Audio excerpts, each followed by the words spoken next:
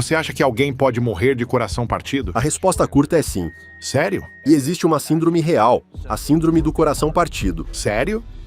É real. 50% dos americanos têm pressão alta. Sério? E a maioria nem sabe que tem. Se você perguntar do que elas têm medo de morrer, dizem câncer, mas não é verdade. É doença cardíaca. Ele é um cirurgião cardiovascular certificado. Suas dicas para viver bem e proteger seu único coração acumularam quase 50 milhões de visualizações no YouTube. Estou super animada para apresentar o Dr. Jeremy London. Qual é a principal causa de termos doenças cardíacas, infartos e problemas no coração? Nada acontece isoladamente no nosso corpo. Tudo está conectado. Tudo está interligado. Quanto o vaping afeta a saúde do coração da geração Z? Se eu já vi situações realmente perigosas por causa do vaping, 100%. O que você viu? Em resumo, a história com o vaping é que Li uma estatística que dizia que 805 mil pessoas têm infartos por ano nos Estados Unidos. Um infarto a cada 40 segundos, o que me parece loucura, que isso é um problema tão grande para nós, americanos. E parece que no mundo todo também. Então, estou curioso. Qual é a principal causa de termos doenças cardíacas, infartos e problemas no coração, que afetam nossa vida saudável ou causam a morte? para ampliar um pouco mais a visão e colocar isso em perspectiva global, Sim, são 20 milhões de mortes por ano. É a principal causa de morte de homens e mulheres no mundo. E a maioria das pessoas, se você perguntar, do que você tem medo de morrer? Ou qual é o maior assassino? Todos dizem câncer. Mas não é verdade. Agora, é a doença cardíaca, no mundo todo. Dentre esse grupo, a razão mais comum são obstruções nas artérias do coração, e isso causa infartos. Temos artérias na superfície do coração que levam nutrientes ao músculo cardíaco, que é apenas uma bomba. Essa bomba precisa de energia. No nosso corpo, isso é nutrição e oxigênio. Se há uma obstrução, com o tempo, geralmente por acúmulo de colesterol, isso cria, basicamente, um obstáculo para o músculo cardíaco abaixo. E se isso ficar grave o suficiente, ou bloquear completamente, é quando ocorrem infartos, e esse é o maior grupo desses 20 milhões. Mas há muitas razões diferentes para doenças cardíacas. Pode haver problemas nas válvulas do coração, problemas elétricos, esses são os 3 grupos mais comuns. E claro, há a doença cardíaca congênita, pessoas nascem com anormalidades, e isso também entra nesses números. Mas a maioria é por causa de obstruções. e o quanto que o estresse afeta a saúde do coração? Se alguém está se sentindo sobrecarregado, esgotado mentalmente o tempo todo, Claro, isso pode afetar a saúde do coração ou te prejudicar. eu diria que nada acontece isoladamente no nosso corpo. Está tudo interligado. Tudo está conectado. Nossa mente, nosso sistema nervoso, tudo conectado aos vasos sanguíneos, ao coração e assim por diante. Agora, se é um fator de risco principal, não necessariamente, mas definitivamente tem um papel nas doenças cardíacas. Isso influencia. Total. Isso influencia seu corpo a se sentir doente. E então isso coloca estresse no Com coração. certeza. Quais seriam os 3 maiores fatores de doenças cardíacas? Claro. O primeiro seria a obesidade. Sério? Sim, e junto com isso vem uma má alimentação e resistência à insulina, pressão alta e diabetes e colesterol alto, estilo de vida sedentário, e não podemos deixar de fora o tabagismo, Sério? porque essa é a pior coisa que você pode fazer pelo seu corpo. De novo, pensando como se fosse algo isolado. O tabagismo afeta os pulmões, afeta todas as artérias, e é realmente o principal fator de risco para doenças cardíacas. Sério? Sim.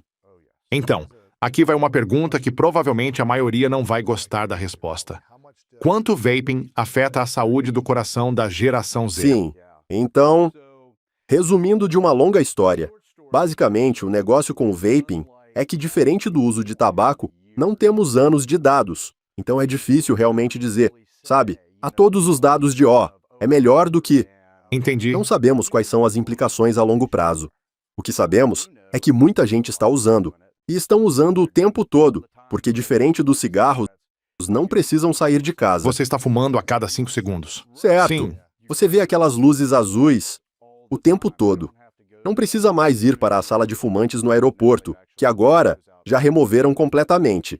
Então, o problema é que não sabemos os efeitos, a longo prazo, mas o teor de nicotina nessas fórmulas de vaping é basicamente não regulado. Então, elas podem ter níveis de nicotina muito mais altos que os cigarros. E como você pode usar o tempo todo, essa exposição é o dia inteiro. O tempo todo, a nicotina, por si só, é um vasoconstritor. Então ela contrai Então ela causa, as válvulas. não as válvulas, os próprios vasos sanguíneos que se contraem. E o que isso faz quando o sangue está sendo bombeado? Certo. Então, se você pensar, o coração é como uma bomba. Você tem um exemplo aqui. Com certeza, a câmara grande fica aqui embaixo. Você tem a câmara direita e a esquerda. A câmara esquerda aqui é a principal câmara de bombeamento e está empurrando sangue para fora através da aorta. É por isso que está vermelho, porque tem muito oxigênio para o resto do corpo. Então, se todos esses vasos sanguíneos estão se contraindo e essa bomba está tentando trabalhar contra esse sistema, o que você acha que isso causa? Pressão alta. E essa é uma das principais causas. Exatamente. Sim. Porque a pressão alta, com o tempo, causa duas coisas principais. Primeiro, você perde o que chamamos de elasticidade dos vasos sanguíneos. Ou seja, eles ficam rígidos. Então, eles não flexionam a cada batimento. E, ao ficarem rígidos, podem se danificar. E o processo de reparo desse dano é o que causa a aterosclerose, ou endurecimento das artérias. Então você tem danos diretos da pressão mais alta, e com o tempo, como o ventrículo esquerdo, ou seja, essa câmara de bombeamento é apenas um músculo. O que acontece se você coloca qualquer músculo sob tensão por muito tempo? Ele cresce, fica mais grosso. Bem, quando o músculo engrossa, ele reduz o tamanho da cavidade, de onde vem o sangue, então menos sangue é ejetado do coração, e o resultado final disso, ao trabalhar contra a resistência, é a insuficiência cardíaca. Interessante. Uau. Então, é realmente um processo contínuo, e é por isso que a pressão alta é um fator de risco tão importante. E, sabe, 50% dos americanos têm pressão alta. Sério? É grave, e a maioria nem sabe que tem. Eu diria que é um dos fatores de risco mais modificáveis que podemos ter. Como reduzir a pressão alta se a tivermos? Os pilares que sempre falamos, sabe? Uma base sólida. Sono, nutrição, Sim, baixo estresse. isso mesmo. Exercício regular. Nossa, Exercício tanto com treino aeróbico, quanto com treino de resistência. Tudo isso é muito, muito importante. E você pode reduzir significativamente a pressão arterial só com mudanças no estilo de vida. Agora, muitas pessoas precisam de medicamentos, e isso não é um fracasso, sabe? Mas manter a pressão arterial sob controle é muito importante do ponto de vista das doenças cardíacas. quantas cirurgias cardíacas você acha que fez nos últimos 25 anos como cirurgião?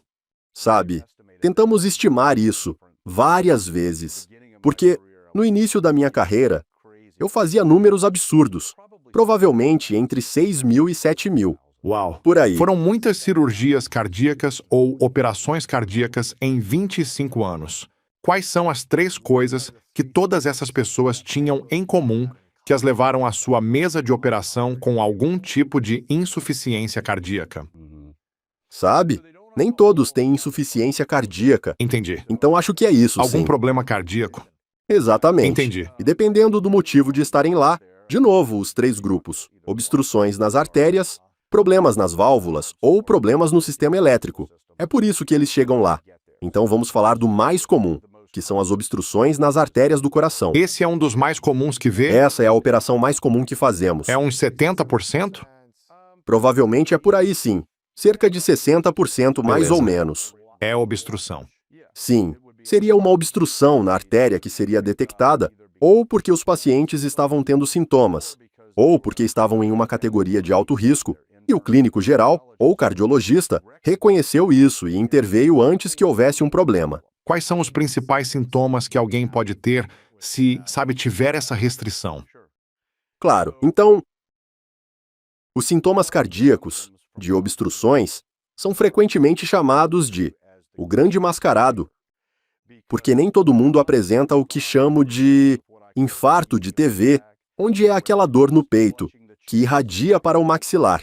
Embora muitas pessoas tenham isso, mas os sintomas podem ser muito sutis. Mesmo na fase pré-infarto, há sinais de alerta. Bem, se você tem uma obstrução em uma das principais artérias que abastecem, de novo, a bomba, e essa obstrução fica significativa o suficiente, ao se esforçar, você excede a quantidade de nutrientes e oxigênio que chega a essa parte do coração. O que acontece na sua panturrilha quando isso ocorre? Você tem uma cãibra. E o que acontece Interessante. no músculo do coração é que você sente um aperto no peito, ou pode ser falta de ar, ou até dor abdominal. E os sintomas podem ser muito sutis. O importante é que eles surgem com atividade e quando você senta, alivia com o repouso. Isso é chamado de angina estável ou dor no peito estável. Em outras palavras, sinais de alerta de algo potencialmente maior por vir. Se alguém está tendo esse tipo de sinal de alerta, o que deve fazer? Isso é um alerta vermelho e você deve ser avaliado por um profissional de saúde qualificado. Ligar para o SAMU imediatamente? Não necessariamente precisa ligar para o SAMU, só se a dor não passar. Entendi. Se a dor continuar, com certeza o SAMU é a resposta. Mas se for do tipo que você nota, por exemplo, toda vez que eu levo o lixo para fora, sinto um leve aperto no peito e tenho que parar por 1 minuto, e a dor passa. E eu volto para casa e ela volta um pouco. Mas toda vez que eu descanso, Fico bem. alivia. Isso é angina estável. Definitivamente algo que precisa ser avaliado, mas não é Sim. necessariamente uma emergência. Porém, se você estiver preocupado, esse é o caminho mais Certo. seguro. Nossa. Então, de novo, ouvi você no início dizer que obesidade com má alimentação é uma das principais causas ou razões porque as pessoas têm problemas cardíacos, doenças cardíacas, pressão alta e diabetes também influenciam problemas cardíacos ou falhas de forma significativa, estilo de vida sedentário, e você também mencionou o tabagismo. Estamos falando um pouco sobre vaping, que parece que ainda não temos os dados de como ele realmente influencia o coração. Mas você está vendo ou notando sinais ou padrões de pessoas chegando que também usam vape, que por acaso também têm problemas cardíacos pelo vape? Pense na demografia das pessoas que usam vape, geralmente são jovens. Sim. Então, pessoas abaixo de 40 anos que não têm histórico familiar, não são diabéticas. Sabe, o risco de doença cardíaca ali é certamente menor. Agora, se eu já vi situações realmente perigosas por causa do vaping, com certeza. Sério? 100%, e é por isso que eu... O que é? O que você viu? Bem, existe uma síndrome chamada EVALI, que é a lesão pulmonar aguda, associada ao uso de cigarro eletrônico e vaping. E essa é uma lesão que pode ocorrer de usar apenas uma única vez o vaping. É um processo inflamatório que acontece nos pulmões, nesses jovens. De verdade, eles chegam ao hospital, estão tão doentes que nem o ventilador, o tubo de respiração, é adequado para nutrir o corpo com oxigênio.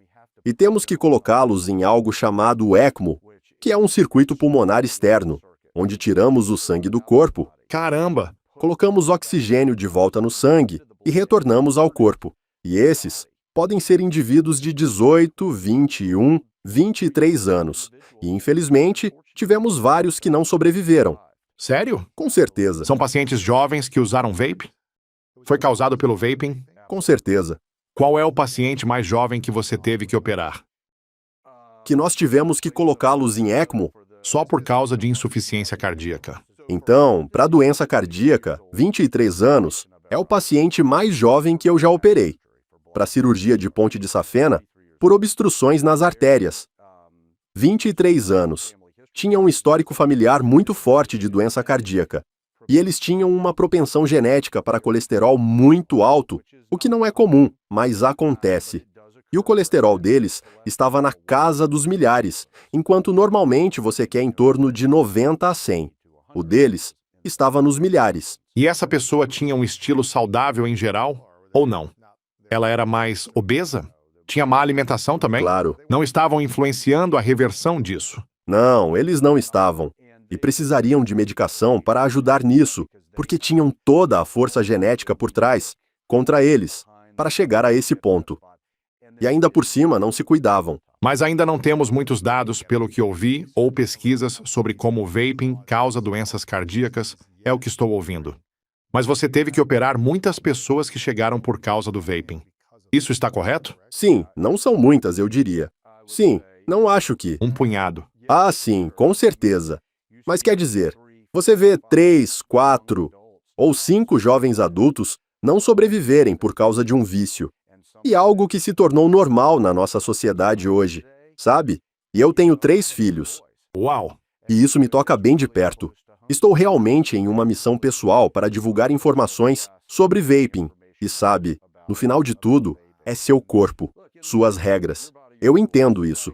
Mas, pelo menos, quero que saibam os fatos. Pelo menos entenda que realmente não sabemos as implicações disso. Toda essa conversa que rola de que é uma alternativa segura ao cigarro comum, não sabemos disso. Nossa! Você acha que aquelas pessoas que chegaram, se não estivessem fumando, estariam lá por causa de outras escolhas? Ou acha que o vaping ou o fumo influenciaram muito a insuficiência cardíaca? Olha, no caso dos pacientes cardíacos, com certeza, 100%. O cigarro tradicional, especialmente, aumenta o risco em 10, 12, até 15 vezes. Uau! Então sim, com certeza. Quer dizer, se você vai examinar, tipo, se vamos dar um passo atrás por um segundo e dizer, eu estou saudável agora, sabe? Como você faria isso? O número 1 seria você fuma? Vamos começar por aí. O próximo na lista seria... O álcool? Bem, sim. Podemos deixar isso de lado por um minuto. Pode ser até mais amplo que isso. Há uma ferramenta poderosa só para se colocar em uma categoria tipo, quão saudável eu sou? Excelente, bom, Médio. regular, ruim. Sim, sim. Acredite ou não, eles usam isso em pesquisas. E isso só te coloca no mindset de onde eu me encaixo. Interessante. O que você vai fazer em seguida? Vai se pesar, né? O índice de massa corporal. Que não é um ótimo indicador de longevidade, há maneiras melhores. Mas é um bom lugar para começar, né? Depois, só medir a circunferência abdominal em relação à altura, essa proporção é muito significativa. De novo, falamos sobre obesidade. Há um problema de consumo excessivo. Bem, sabemos que a gordura visceral, ou a gordura na barriga ao redor dos órgãos, é o motor das doenças inflamatórias, particularmente doenças cardíacas. Se tem gordura abdominal em excesso, então provavelmente tem gordura ao redor do coração também. Você tem mesmo, mas é essa gordura em particular, A gordura externa. A visceral. a visceral ao redor dos órgãos, não a gordura que está, sabe, sob a pele aqui no meio. É a de dentro, A de dentro que você não vê, não da barriga. é a barriga de cerveja. Entendi? É como eu a descreveria. Isso realmente influencia o processo inflamatório geral no seu corpo. E é um fator de risco conhecido para a síndrome metabólica e diabetes tipo 2. O que seria o próximo na lista? Frequência cardíaca em repouso. Sabe, onde eu estou nessa escala? E comece com essas coisas. Depois você começa a olhar especificamente para o estilo de vida, olha para a dieta, olha para o álcool, onde eu estou na escala, olha para o sono. Exemplo, eu vou para a cama no mesmo horário toda noite. Estou dormindo, sabe, 6 a 8 horas. Acordo no mesmo horário e depois, como você mencionou antes, qual é o meu status de saúde mental? Onde eu estou com isso? E isso pode ser difícil, mas há ótimos questionários online que você pode fazer. E é um ótimo lugar para começar, tipo quão saudável eu sou, não só do ponto de vista cardíaco, mas em geral. E às vezes, só de saber onde você está, atualmente, é uma oportunidade Sim. que abre essa porta. Quer dizer, estamos em uma sociedade agora que as pessoas elogiam quem é plus size ou não envergonham alguém por ser grande. Coisas assim. E eu sou totalmente a favor de não envergonhar ou julgar as pessoas. Mas quando se trata da saúde cardíaca das pessoas ou só da qualidade de vida em geral, Sim, se elas são extremamente obesas e não assumem responsabilidade pelas decisões de estilo de vida, podem estar causando muito dano físico a si mesmas, mais contas médicas, medicamentos no futuro, e também colocando pressão e estresse nas pessoas ao redor, por não cuidarem da saúde. Não estou dizendo que você tem que ter tanquinho e ser perfeito. Não é isso. Mas o que você diz como médico para a sociedade que diz, sabe, celebre qualquer um por quão grande eles querem ser, é uma coisa boa. E não queremos envergonhar ninguém. Mas como você navega isso para apoiar as emoções e sentimentos das pessoas e como elas se sentem com sua própria experiência pessoal na vida versus levá-las a assumir responsabilidade na vida e responsabilidade pela saúde. Não precisa ser perfeito, mas garantindo que você é responsável pela sua saúde, pela família que terá no futuro, as pessoas ao seu redor. Como você navega isso? As emoções das pessoas versus praticidade. você tocou em tantas coisas aí, mas vamos tentar descer o primeiro declive escorregadio, Sim, sim. que é, sabe, como você entra nessa conversa e potencialmente muda essa narrativa, porque eu concordo com você, que acho que é perigoso validar um estilo de vida que sabemos, pelos dados, que não é saudável em tantas frentes. Sim. Então, como eu faço pessoalmente quando um paciente chega e você começa essa conversa, tipo, eles te dizem que não têm fatores de risco e estão 30 quilos acima do peso, você fica tipo, beleza, vamos dar um passo atrás. Acho que muitas vezes é sobre permitir que as pessoas entendam que a vida que elas viveram até chegar a esse ponto não necessariamente define qual é o caminho delas para frente. E então, quando você dá a elas um novo ponto de partida, é tipo, beleza, você seguiu um caminho. E isso te levou a um lugar onde agora você potencialmente está em apuros, ou se está me consultando, provavelmente está de fato em apuros. E então, como você se imagina, daqui a 5 anos, 10 anos, quem é a pessoa que você quer ser?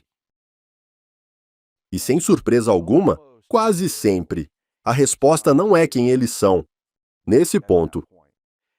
E sabe, cada pessoa é tão diferente na forma de ter essa conversa, mas acho que a narrativa geral é perigosa. Porque essa narrativa cria um isolamento, de um jeito que você realmente abdica de um cenário potencialmente muito prejudicial à saúde. E então, acho que é sobre abordar do ponto de vista não emocional, não totalmente sem julgamento, e depois quebrar cada uma dessas coisas que você acabou de falar em passos bem pequenos para as pessoas, Sim. porque na maioria das vezes, as pessoas estão realmente sobrecarregadas, não sabem por onde começar, estão com medo, Sim. já estão em desvantagem, estão preocupadas que vão falhar. Já estão envergonhadas. 100%. E a comida alivia um pouco o sentimento de vergonha. Muitas Sim, vezes. Sim. Não sei quem disse, mas adoro aquela frase, sabe? Que o medo é largo como o oceano, mas só tem 1 centímetro de profundidade. E acho que se você pode ajudar as pessoas a dar esse primeiro passo, e pode ser coisa simples, só caminhar, Sim. muitas dessas pessoas ficam realmente desconfortáveis de entrar em uma academia, e você pode entender isso. Sim. E todo você precisa se sentir confortável com o corpo que tem. Isso não ajuda. Agora, acho que é sobre encontrar, como você disse, o peso saudável para você. Não significa que você seja um modelo de moda praia necessariamente. E então, você tem que definir metas apropriadas. Então, acho que permitir que as pessoas identifiquem onde estão e a pessoa que querem ser, e depois ajudá-las a quebrar isso em passos bem pequenos, tem funcionado muito bem para mim na prática. Sim. Tem mesmo.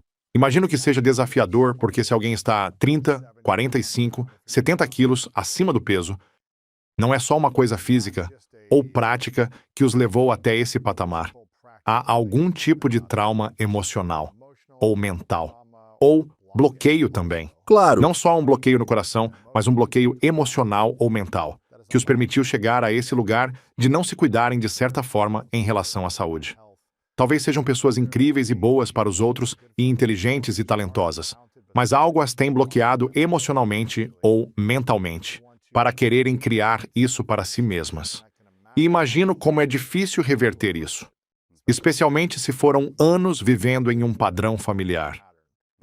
Deve ser extremamente difícil, mas como alguém assistindo isso consegue se comunicar com alguém na vida deles que está extremamente obeso e só permitiu ano após ano acumularem todo ano 5, 10 quilos e não estão fazendo mudanças? É quase como se você precisasse ficar completamente obcecado por um novo estilo de vida.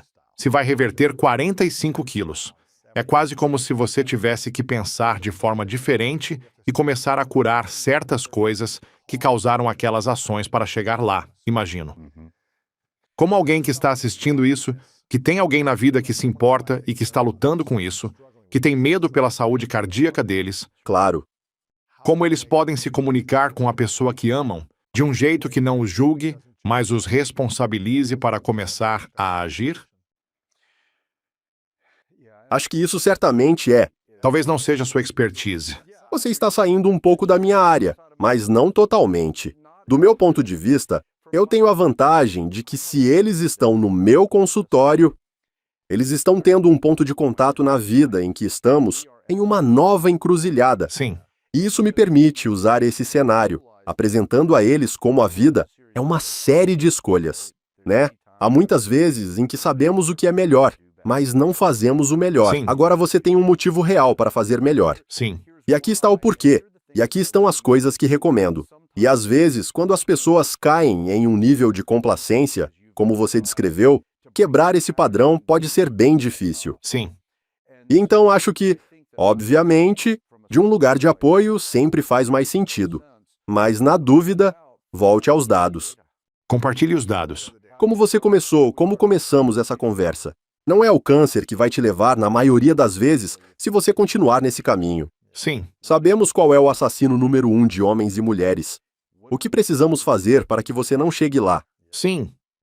E quanto que o álcool afeta as doenças cardíacas? Então, obviamente, isso tem sido um tópico muito debatido. Sabe, quando começamos a falar sobre nutrição ou álcool, rivaliza com conversas religiosas para muitas pessoas, pelo envolvimento emocional com que as pessoas entram nesse tipo de conversa. Só pelos dados, falar culturalmente e sobre- na sociedade. Sim, Sim, sim. sim, vamos falar sobre o que acontece quando você bebe. Beleza, o álcool é quebrado em duas coisas: acetaldeído e acetato. Não quero te dar um monte de nomes químicos, mas o acetaldeído é o que te faz se sentir bem. Quando você bebe, se você acha isso bom, também é o que é tóxico para cada célula do seu corpo. Então é um veneno. 100%. E isso é um fato inegável. E o acetato é basicamente calorias vazias. Se você não queima o acetato, vai transformar isso em gordura, essencialmente. Então esses são os dois componentes principais. Então quando olhamos isso de forma passo a passo, número 1, é diretamente tóxico para as células. Número 2, acetato adicional vira gordura. Para onde vai essa gordura? É gordura visceral, gordura abdominal, impulsionando esse motor. Sem mencionar que o resultado, geralmente, quando você ingere calorias extras, quando está bebendo, não presta atenção no que põe na boca. Todos já fizemos isso. Sabe? Então seu consumo excessivo vira mais um problema. Então há muitas ramificações do álcool, mas no final, sabe? O álcool é uma escolha pessoal. Recentemente, até o uso moderado de álcool tem sido realmente questionado. E acho que esses dados vão sair bem fortes nos próximos 2 a 3 anos. Pessoalmente, acho que o álcool vai ser o novo cigarro nos próximos 5 a 10 anos. Acho que vai haver rótulos de alerta no álcool, bem parecidos com os que vemos nos de cigarro. Espero que sim. Quer dizer, tenho certeza de que há muitos empresários de álcool ou restaurantes que provavelmente não vão gostar do que direi, mas não vejo benefícios. Tem que haver outra forma de vender produtos que as pessoas possam curtir sem Sim. machucá-las. Tem que haver outra coisa que a sociedade possa inventar. Eu nunca fiquei bêbado na vida, então nunca soube qual é essa sensação. Já tomei goles de álcool, mas nunca tomei uma cerveja inteira. Nossa, Nem uma taça de vinho. Só tomei um gole de vinho uma vez. Foi com Gary Vaynerchuk, porque eu disse a ele que faria isso há uns 10 anos, e eu pensei, essa é a única vez que vou fazer isso. E nunca fiquei bêbado. E não sinto que estou perdendo algo, porque eu sei o que isso faz ao corpo. Sei como afeta a mente e como estar perto de pessoas extremamente bêbadas é diferente de estar perto de pessoas que bebem só um pouco.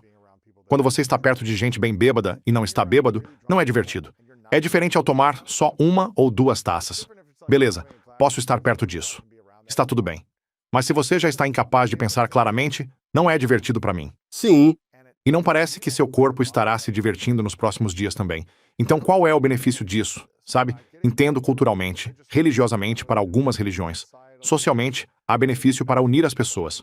Mas você pode se unir e jogar jogos de tabuleiro. sem ter álcool. Você pode se divertir, conversar e se abrir com vulnerabilidade, versus precisar da coragem do álcool para compartilhar a verdade. Sim, Sabendo que os danos são bem mais fortes. Agora, você ainda pode morrer de algo aleatório e tipo, você morreu disso, podia ter bebido a vida toda. Mas eu só não acho que haja benefício nisso, pessoalmente. realmente não há benefício. E ainda machuca seu coração, parece. Machuca cada célula do seu corpo. Tive um caminho um pouco diferente do seu. Você bebia? Bebia, mas quero validar. Você era tipo um bom rapaz do sul que só bebia a cada poucas noites. Bem, Qual sua história com bebida? não vou admitir muita coisa, Não julgo, sabe? só estou... Eu curtia álcool, curtia vinhos, curtia harmonizar vinhos com comida, curtia toda a experiência como você falou. Sim, Eu curtia mesmo. Era muito parte do meu estilo de vida, sem sombra de dúvidas. E então, quando eu comecei a não me sentir bem antes da minha própria situação cardíaca, eu disse para mim mesmo, bem, quer dizer, uma coisa que você pode fazer, pelo menos é parar de beber, pelo menos remover isso da sua vida e se certificar, porque eu não sabia o que estava acontecendo na época. ver o que acontece. Ver o que acontece. Quantos anos você tinha? Deixa eu ver, eu tinha 55 anos na época. Há um ano atrás, então? Obrigado. Mas não, já fazem 3 anos. E não fez muita diferença, porque eu tinha outra coisa acontecendo comigo. Sim. Fez alguma diferença, com certeza. Mas uma vez que soube o que estava acontecendo e coloquei um stent e me senti muito melhor, a primeira coisa que minha esposa me disse, ela é tipo... E ela não bebe, aliás. Ela me disse, você vai voltar a beber? Eu disse, isso já faz 1 ano nesse ponto. Eu disse, de jeito nenhum, nem quero. Porque, de todas as coisas que você acabou de mencionar, eu gosto de viver minha vida sem interferências. Sabe, os bons momentos são bons momentos. Eu lido com os maus momentos de acordo. E com álcool, as pessoas bebem nos 2 momentos. Sim. Para celebrar E tristes. e quando você está triste. E é a única droga que seus amigos vão te encorajar a continuar consumindo. Bora tomar uma. E uma das outras coisas que realmente chamaram minha atenção é que não é nada divertido estar perto de um monte de bêbados, Se você está sóbrio. e eu não percebi isso por muito tempo. Interessante. E eu posso te dizer que remover o álcool da minha vida foi provavelmente a decisão mais transformadora que tomei, como adulto. Que ótimo. Não há dúvida sobre isso. E sabe, ouvi o Lance Armstrong dizer em um podcast há pouco tempo, quando ele falava sobre, acho que ele removeu o álcool recentemente ou nos últimos 1 ou 2 anos. Ele disse, nunca ouvi ninguém dizer, me arrependo de remover o álcool da minha vida, queria não ter parado. E eu pensei, é tão verdade. E para mim, na minha vida agora, sinto que é como um tempero mágico. Tipo, todo dia é o mesmo. No sentido de que todo dia é previsível. Estou lúcido. Sim. E sabe, as pessoas acham que sou muito crítico quando falo assim. Não sou nada quando digo, seu corpo, suas regras. É tipo, cara, vai nessa. Viva a sua vida.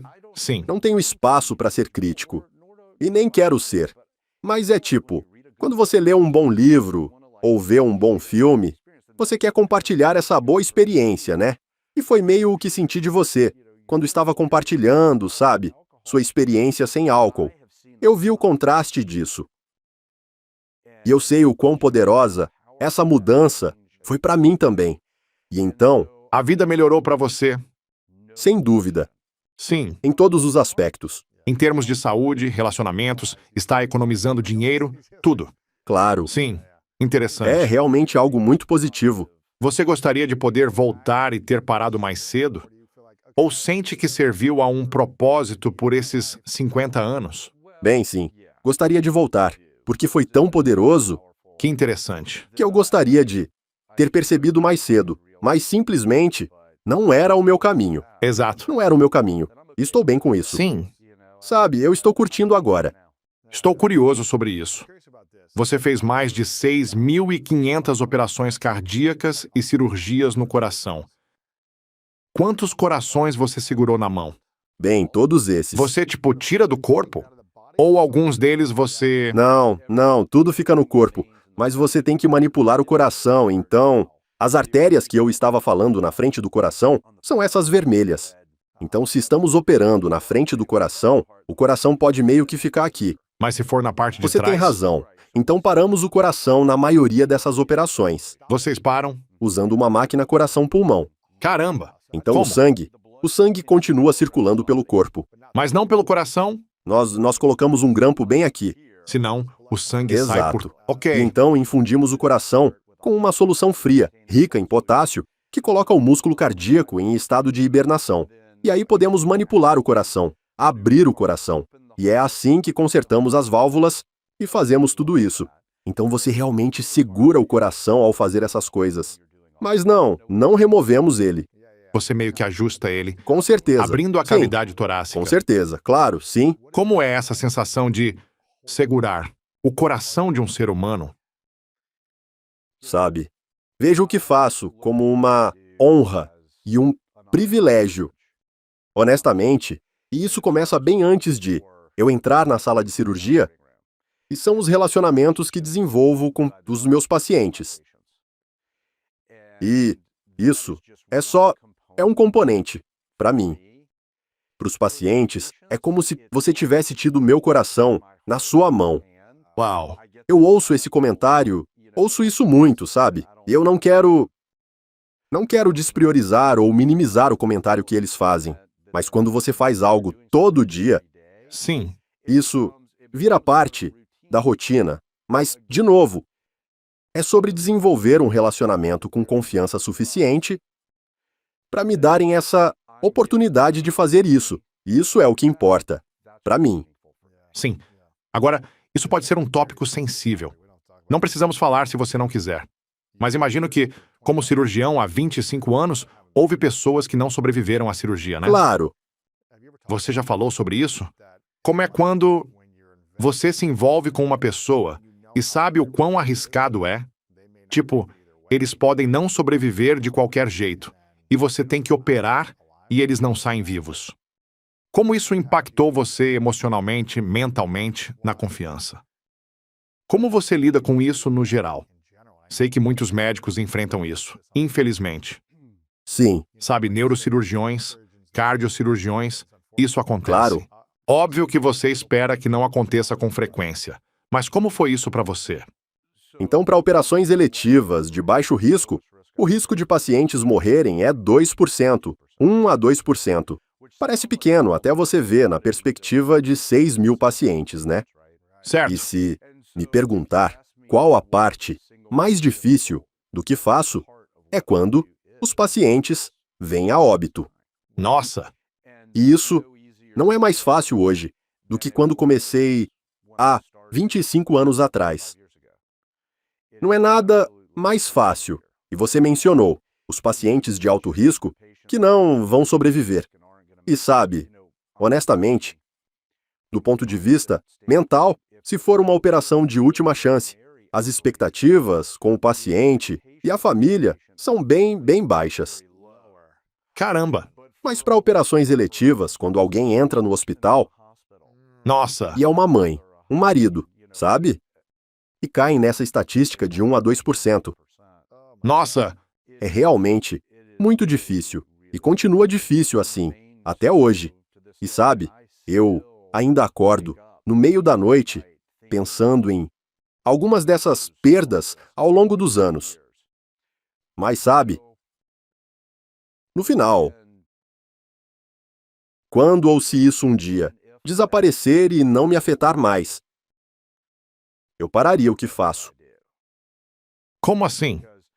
Porque se esse senso de apego e a importância desse evento acontecendo e como me afeta pessoalmente não existisse mais, Sim, então acho que não deveria fazer o que faço. sim. Se não te incomodasse ou afetasse. Exato, exato. Uau. E você, como mencionou, tem que compartimentalizar. Porque não pode levar isso para casa e tem que levantar no dia seguinte e voltar. Você não pode fazer cirurgia cardíaca no dia seguinte pensando nisso. Certo, Quero dizer, é óbvio que você pensa nisso. com E certeza. quer fazer o melhor possível. Mas não pode só ficar pensando nisso. Você não pode entrar na sala de cirurgia com essa mentalidade. Como alguém te ensinou? Não sei se ensinam isso na faculdade de medicina, mas alguém te ensinou, quando perde um paciente, como processar emocionalmente? Ou é mais que você tem que só compartimentalizar, fazer o trabalho e quase não reprimir, mas reprimir a emoção para aparecer como seu melhor eu no dia seguinte? Então a primeira parte da sua pergunta é se dá para ensinar isso. Agora, isso não acontece de verdade, até você estar tecnicamente fora do treinamento por completo Sim. e a responsabilidade estar 110% nos seus ombros. Então é você já estar tipo 10 anos como médico, repetido isso várias vezes. Mas você Sim, não é de verdade responsável. A responsabilidade não para em você. sim, E até você entrar nessa situação, é muito difícil. É como tentar instilar senso de dono em alguém como funcionário, né? Tipo, você não consegue de verdade até eles estarem lá e fazerem parte do negócio e tal. E eles, ou têm isso ou não. Mesma coisa como médico, como cirurgião, sabe? Até você aparecer e toda essa responsabilidade estar em você, você não tem esse apego emocional, mesmo vendo e participando no treinamento. porque você viu outros médicos lidarem com isso tão fácil ao ajudar Com eles. certeza. E você ainda, é claro, se sente mal nessas situações. Não que você seja sem emoção. Mas você não é o que está lá fazendo o trabalho. Você não tem que sair e olhar a família nos olhos e ter essa conversa. Não sei como você faz isso. Sim, não é fácil. E nunca ficou mais fácil. Nossa, Sim, nunca ficou mais fácil. Não é a parte divertida do meu trabalho. Nunca foi. já teve um paciente que veio para a mesa de operação que você disse: esse é o maior tiro no escuro. Algo que a taxa de sucesso seria, tipo, só tem 1% de chance de dar certo ou algo assim. E eles, de algum jeito, se recuperaram e viveram mais por causa dessa operação? Claro. Com certeza. Acho que a maioria dos cardiocirurgiões se identificaria com isso também. São milagres. Olha, nunca entramos na sala de cirurgia sozinhos. Essa Uau. é a verdade. Somos só pessoas operando pessoas. E com certeza, sabe, sempre fazemos o melhor possível. Mas no final não depende de nós, o resultado final. O resultado final não depende de nós. Mas com certeza pegamos pacientes, especialmente mais jovens, que chegam com problemas graves, e nós sempre vamos dar uma chance para eles, mesmo se for uma porcentagem bem baixa. Por que não, né? Claro. Agora, se alguém viveu uma vida longa e está na casa dos 90 anos e tem múltiplos problemas, é uma conversa diferente com a família. Sim. Uau. Sim, mas com certeza isso acontece. Estou curioso. Você tem um ritual antes de entrar na cirurgia? E tem uma relação com Deus onde leva Deus para a sala de cirurgias com você? Sabe, Luiz, eu passo por um processo que não é necessariamente logo antes da operação, mas dias antes, potencialmente. É como no exército ou como nos esportes. Eu visualizo a operação que vou fazer. Aí, eu identifico os 3 ou 4 piores cenários possíveis que posso entrar Uau. e como vou sair deles. Isso é inteligente. Nunca subimos ao nível da ocasião. Sempre caímos ao nível do nosso treinamento. É só natureza humana. Militar 101. Exato. Quer dizer, gosto de acreditar ocasionalmente que subimos ao nível da ocasião, mas sob pressão, não pode contar com isso. Não. E então, Você vai cair ao nível do seu treinamento. toda vez. Sim. E então, isso é exatamente o que faço. E aí sempre volto nisso. Na manhã, quando vejo os pacientes, antes da cirurgia, para os pacientes que vamos operar, de fato, nesse dia. Por que digo para os pacientes, na conversa pré-operação, que não posso garantir que não vamos ter obstáculos no caminho. Mas garanto que vão ter 110% da minha atenção o tempo todo e vou cuidar deles como se fossem minha família. Uau. E isso, eu falo sério. Isso é ótimo. E acho que é assim, que expresso para eles que eu vou realmente fazer parte disso, totalmente engajado. Você leva Deus de alguma forma ou isso não faz parte da sua vida? Eu não, especificamente. Alguns médicos são totalmente baseados na Claro. fé e outros Sou não. uma pessoa muito espiritual, mas não sou muito religioso. E também acho que, com a amplitude das religiões, sabe? Tem vezes que é apropriado e outras que é desconfortável para os pacientes. Claro, sim. E então, meu trabalho é tentar deixá-los o mais confortáveis possível. E quero que saibam que estou lá, para eles, totalmente engajado Sim. e Isso é aberto e ótimo. totalmente responsável. Sabe, muitos tópicos que falamos no School of Greatness são sobre relacionamentos. Acho que relacionamentos são uma das chaves para viver uma vida plena ou sofrer na vida baseado na qualidade dos seus relacionamentos. Fico curioso do ponto de vista de um cirurgião cardíaco. Você acha que alguém pode morrer de coração partido? Baseado em relacionamentos, Claro, de novo, a mente e as emoções impactam tanto o coração se eles se sentirem devastados por uma perda, luto, separação, divórcio, onde o coração simplesmente não aguenta. a resposta curta é sim. Sério? E tem uma síndrome real, O que é isso? cardiomiopatia de Takotsubo, ou síndrome do coração partido. Sério? É uma coisa real. Você pode ser um ser humano saudável e pode estar cuidando do corpo, malhando, Com certeza. sem gordura na Agora, barriga. agora ocorre mais comumente em mulheres acima de 55 ou 60 anos. Mais comumente. Acontece em homens também. Você viu isso? Ah, com certeza. Vemos várias vezes durante o ano. Tipicamente, como você disse, é após a morte de um ente querido. Perda financeira. Estresse emocional grande. Então nós achamos, e não sabemos de verdade a causa, que é uma superestimulação do sistema nervoso autônomo, que é luta ou fuga, ou repouso, ou digestão, é como um desequilíbrio disso, que então causa insuficiência cardíaca aguda e pacientes se apresentam como se tivessem tido um infarto. E muitas vezes acabam sendo avaliados por um cardiologista, tendo o corante colocado nas artérias, o cateterismo, e não tem bloqueios. Mas a função cardíaca, que era normal antes, agora caiu para tipo 20%. Agora aqui vem as boas e más notícias.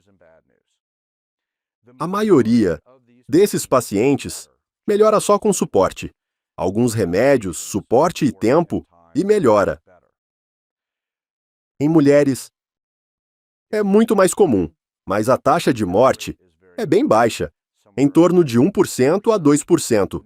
Em homens, acontece bem menos, mas a taxa de morte é maior, Sério? de 5% a 8%.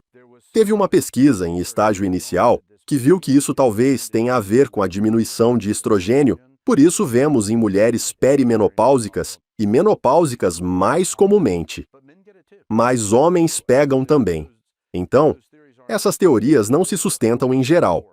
Então, não entendemos de verdade, mas sim, você pode morrer de coração partido. E vemos isso e vemos essa síndrome. Tive pacientes que operei que estavam bem doentes, e aí o familiar vem, 2 semanas depois, com síndrome do coração partido. E os dois ficam no hospital. Qual é? Sim, é louco. Mas não pode operar síndrome do coração Não, partido. não precisa. Não tem bloqueio. Não tem bloqueios. E as válvulas funcionam bem.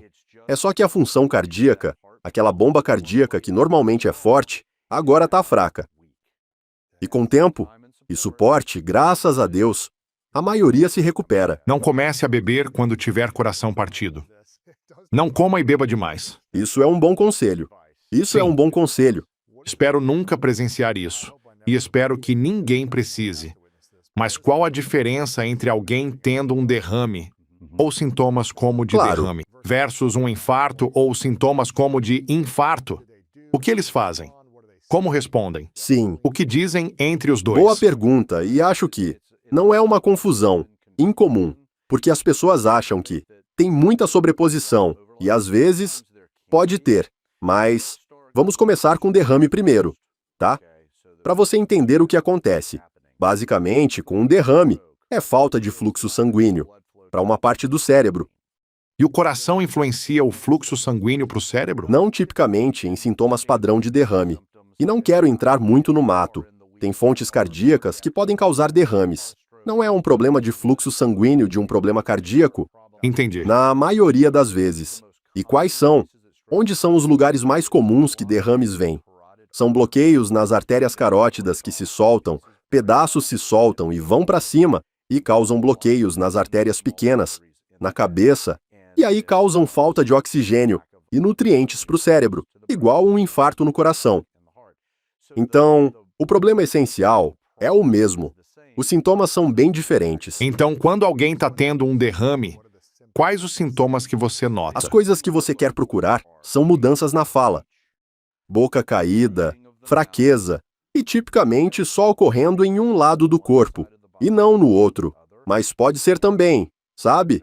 Pode ter algum cruzamento, mas geralmente mudanças faciais, fala arrastada, Uau! mudanças visuais e um lado do corpo, tipo extremidade superior, mão ou perna, não se movendo direito. Fraqueza. Ah, ok. Então, isso é um derrame. E isso é uma emergência médica para, 192. claro, Pare o que está fazendo. 100%. Chame os paramédicos. Leve para o Com hospital. certeza. Isso é uma emergência médica, assim como um infarto. E quais são os principais sintomas de um Então, infarto? Os principais sintomas vão ser dor esmagadora no peito, tipicamente descrita como um elefante sentado no peito, falta de ar, irradiação da dor para os braços ou para a mandíbula. Dito isso, como mencionei antes, pode ser o grande disfarce. Pacientes podem ter dor abdominal, intensa, que não passa. Pode ser difícil discernir, mas esses sintomas de dor esmagadora no peito, que não passa, dor que irradia para a mandíbula, falta de ar. Ligue 192. Chame o SAMU. 192, com certeza. Espero nunca precisar. Mas é bom saber para agir em vez de achar que ficará tudo bem. E você sempre pode ficar na dúvida e tá tudo bem. Você nunca deve esperar ter 100% de certeza. E você não será criticado por chamar o 192 e ir para o hospital quando isso está em jogo. O bem é precioso demais para não fazer isso. Sim, você tem que cuidar da sua vida. E o que você diria que são as 3 maiores coisas que todo mundo deveria adicionar na vida para ajudar o coração e as 3 maiores coisas que as pessoas deveriam remover da vida para apoiar a saúde do coração? Ok, Já falamos de algumas. claro. Mas, tipo, 3 coisas que você precisa adicionar na vida e 3 para remover, que vai melhorar muito a saúde do coração. O que você diria que são? Então vamos falar das coisas que você deveria adicionar, porque acho que as pessoas estão mais dispostas a adicionar coisas na vida do que remover coisas que elas Sim, claro. se acostumaram ou gostam. Então, acho que a primeira é se mexer todo dia Sim. e não viver uma vida sedentária. E isso vem em muitas formas. Idealmente, tipo, se seguirmos os dados, o que queremos incluir? Queremos incluir treino aeróbico, onde você eleva a frequência cardíaca, pelo menos 2 a 3 vezes por semana, significativamente, para mover o que é chamado de VO2 max. De novo, termo chique. O que significa? Significa só quão eficiente seu sistema cardiovascular está funcionando. Então, quanto melhor o VO2 max, mais eficiente o coração funciona, isso aumenta sua longevidade saudável e vital. Provavelmente, o preditor mais importante, honestamente, é o VO2 Max. Ok? Aí, junto com isso, é treino de resistência. Sim. Isso é tão importante, como Gabrielle Lyon diz. O músculo é o órgão da longevidade. Por que ela diz isso? Bem, obviamente, ter uma massa muscular sólida ao envelhecer, porque sabemos que vamos perder massa muscular após os 30. É dramático. Ter isso no lugar, você fica mais estável, há menos chance de cair. Você consegue pegar netos no colo e malas, ter uma vida funcional. Além disso, músculo é um dissipador de glicose, ou açúcar nos nossos corpos. E manter níveis estáveis de glicose no sangue é crítico, não só para a saúde cardiovascular, mas para doenças crônicas em geral. Por isso acho que é tão importante adicionar exercício. Sim. Ok. Acho que o próximo seria um programa sólido de higiene do sono. Sim. Porque, sabe, você, como atleta, entende que os maiores ganhos acontecem durante a recuperação. Sim. E é difícil para caras como você e eu, que só querem treinar mais forte, para ter resultados, né? Só se esforçar mais. Porém, às vezes, é melhor dar um passo para trás e deixar o corpo se recuperar. E não é só coração e músculos, é nosso cérebro também. Nosso cérebro rejuvenesce quando dormimos.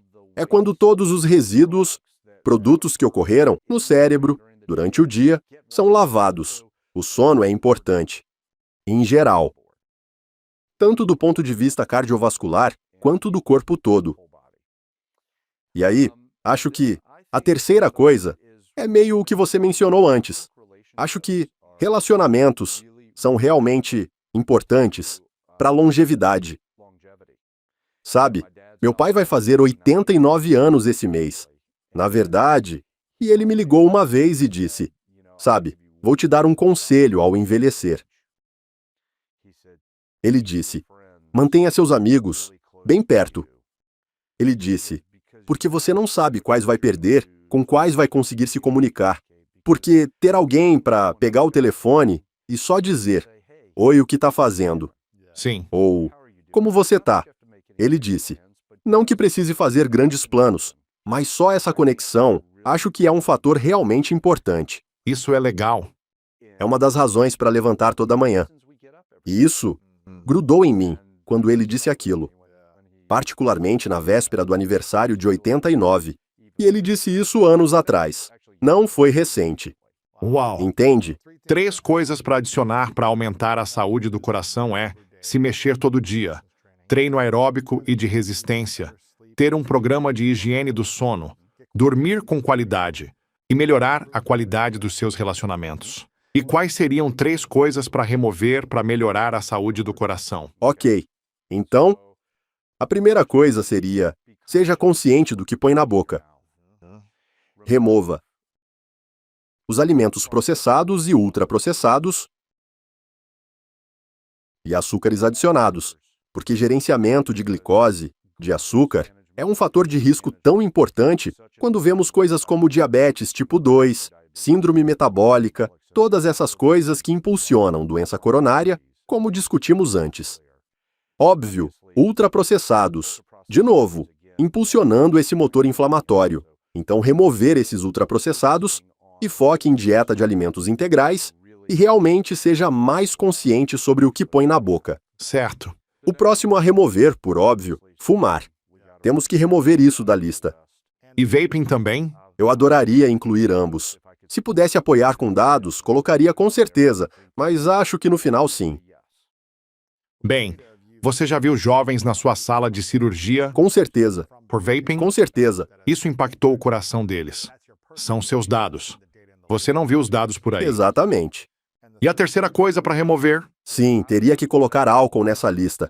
Tanto da minha experiência pessoal, quanto clínica.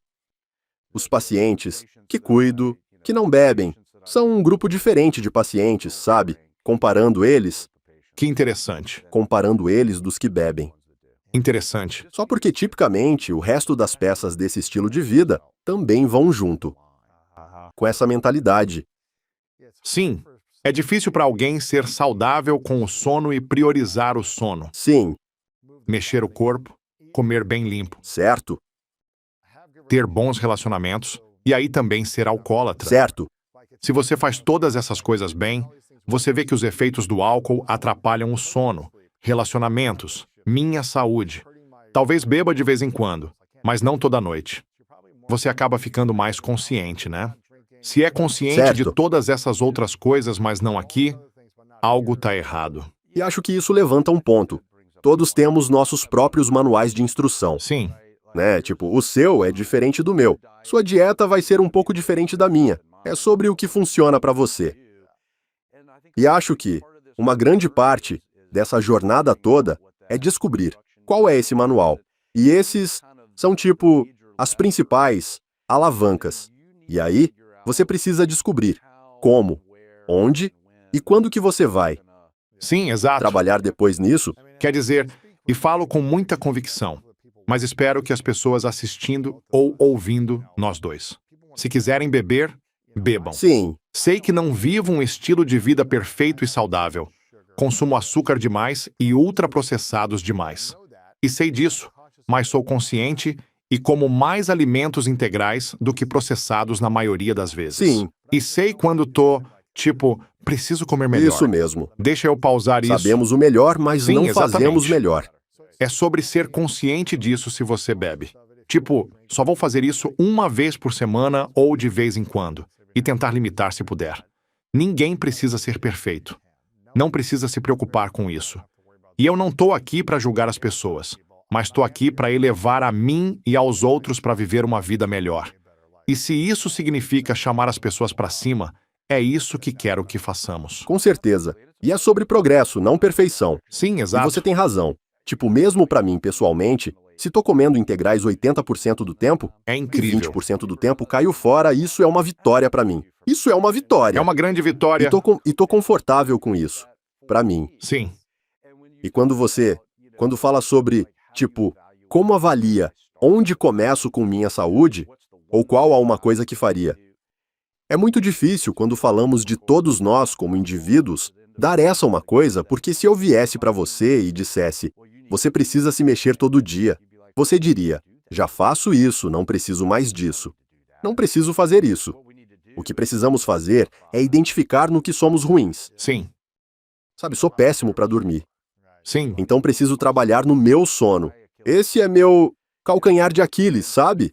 E então, primeiro, ter honestidade intelectual para identificar essas coisas que não faz bem é a maior oportunidade para mover a agulha na sua longevidade saudável. Queria te perguntar, sei que muita gente se confunde com isso, qual a diferença entre um infarto e um ataque de pânico? Porque alguns têm ataque de pânico e pensam, tô tendo um infarto. Qual a diferença? É difícil.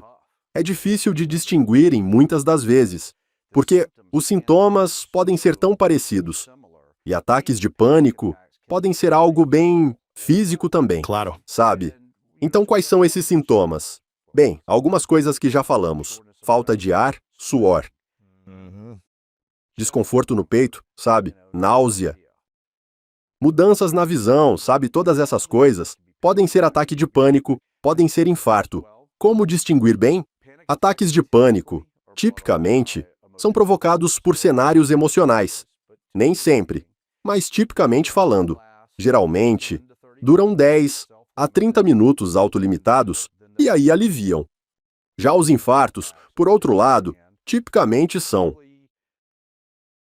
Você, tipicamente, tem alguns sinais de alerta da progressão desse desconforto antes de vir e não passa. É uma dor esmagadora no peito, não é uma dor aguda e não melhora com o tempo. E isso é a chave para identificar.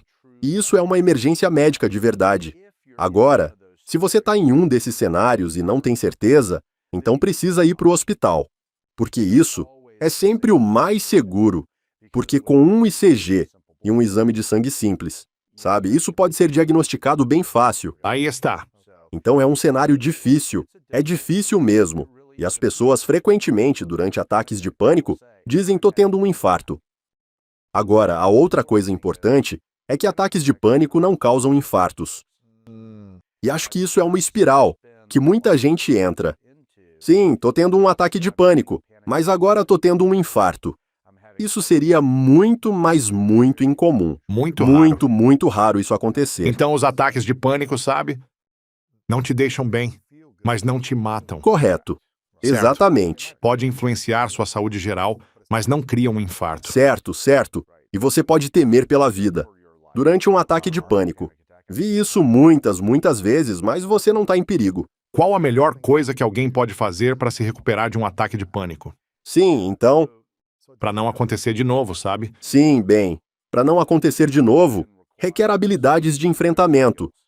Mas para quebrar um ataque de pânico, o que você quer mesmo fazer é desviar seu sistema nervoso de algum jeito. O jeito mais rápido que encontrei para fazer isso é pegar uma bolsa de gelo, encher e colocar na nuca. E isso meio que muda todo o seu foco. Se não tiver bolsa de gelo, pode, sabe, só colocar o rosto em água fria.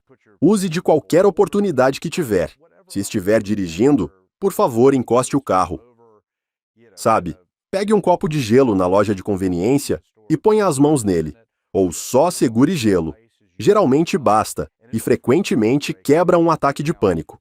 Agora, tratamento de ataques de pânico está bem fora da minha área quanto a habilidades de enfrentamento de longo prazo e coisas assim. Mas acho que a boa notícia é que na maioria dos casos, com suporte e orientação apropriados, as pessoas podem superar ataques de pânico. Ok, E sim. acho mesmo que ansiedade em geral, acho que não é algo que as pessoas tenham que viver com isso para sempre. Ok, então vou te perguntar. De 1 a 10, e 10 sendo o melhor, e 1 sendo o menos melhor. De 1 a 10. Quão valiosas são saunas para ajudar a saúde do coração? Então, sou um grande crente em terapia de sauna. Agora, todos os dados foram feitos, com base no estilo de saunas finlandesas tradicionais. E quero deixar claro que não tenho problema com as outras alternativas. Infravermelho Com ou o que saunas tipo infravermelho, e tem outras por aí. Mas se vamos falar dos dados, e o que eu uso pessoalmente, é aí que acho que está o ouro, por assim dizer. Então os números são dramáticos. Os números e os estudos apontam que, se você usa sauna de 4 a 5 vezes por semana, em sessões de 11 a 12 minutos cada, esse marco de 11 minutos parece importante. Em algum lugar acima de 80 a 82 graus Celsius, sua diminuição em eventos cardiovasculares é maior que 50%. E mortalidade por todas as causas está no mesmo nível também.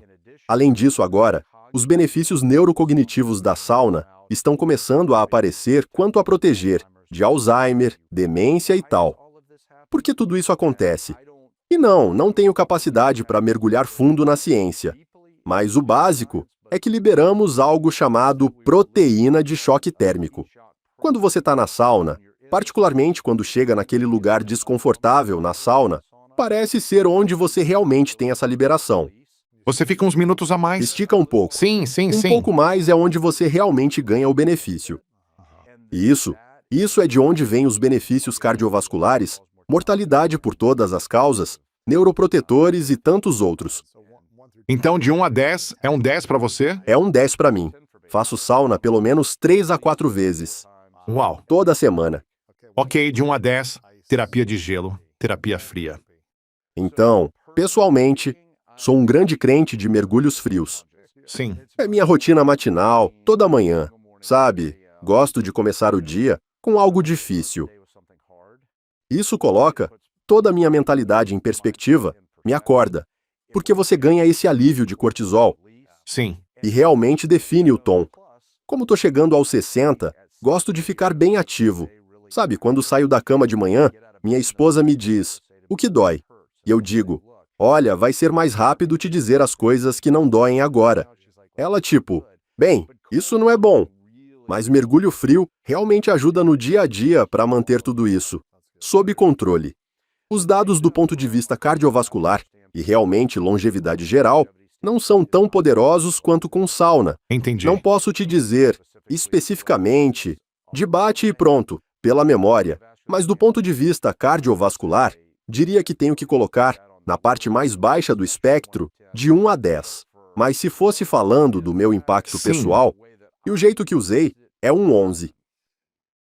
E qual seria a nota para dormir mais de 7 horas? Sim, quer dizer, De 1 a 10 para a saúde do coração. seria um 10, com estrelinha. Sério? Seria mesmo, porque, de novo, se olhamos para a parte da recuperação, o que isso impacta de verdade? Bem, o risco de diabetes tipo 2 e síndrome metabólica, e como seu corpo metaboliza glicose, tudo muda quando você está recuperado e bem descansado. Sim. A apneia do sono, onde seu nível de oxigênio muda durante a noite, de novo afetando as horas de sono que você tem, é um fator de risco direto para a pressão alta, que sabemos ser fator de risco, Sim. consequentemente para a doença cardíaca. Sabe, eu nunca fiquei bêbado, então não sei como é. Mas já fiquei com falta de sono em diferentes momentos da vida. E Sim, quase sinto que parece que você tá bêbado. Então, se não dorme bem, sim, você não performa bem no dia seguinte e começa a acumular se não dorme bem toda Sim. noite. E então, só imagina o quanto pode machucar sua saúde física e criar gordura em excesso, e assim impactar seu coração. com certeza. Acho que é um dos pilares que as pessoas perdem, muitas vezes. Sabe?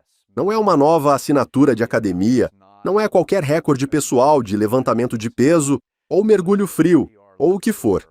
É só algo básico. Sabe? Você precisa priorizar seu sono. Todos temos que dormir. Isso é ótimo. Isso foi poderoso.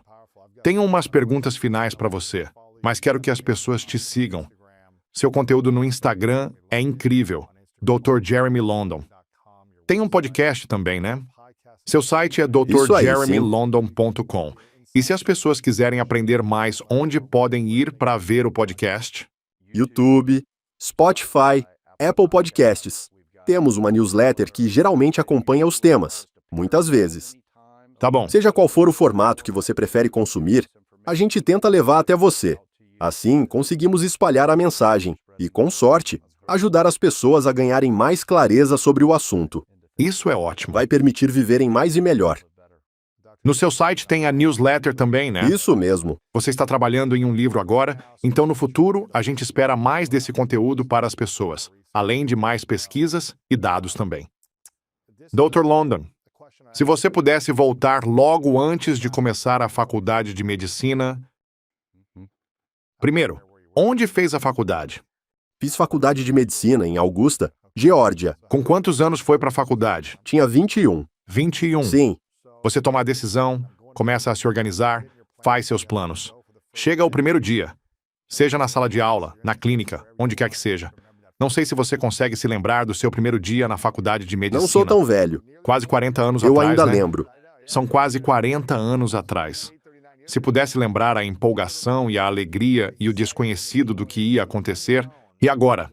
Com quase 7.000 cirurgias realizadas, milhares de vidas impactadas de forma positiva. A influência que teve na vida das pessoas pessoalmente, suas famílias, os milagres que aconteceram. Se pudesse voltar e dar 3 conselhos para o seu eu mais jovem entrando na faculdade no primeiro dia, o que seria? O primeiro seria: não se leve tão a sério. Com certeza, esteja disposto a viver no cinza.